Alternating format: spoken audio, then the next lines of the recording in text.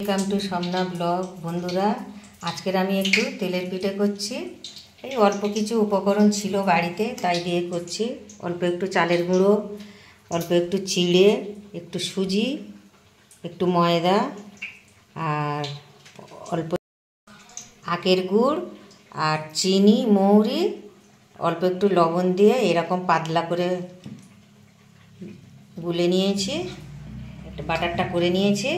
এবার আমি একে একে পিঠেগুলো তৈরি করছি, আপনারা সম্পূর্ণ ভিডিওটা দেখুন।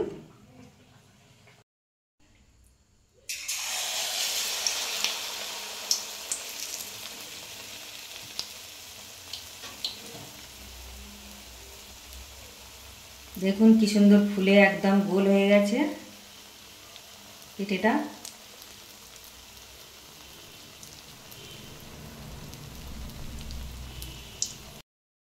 দেখুন বন্ধুরা, পিঠেটা ফুলে কি সুন্দর হয়েছে।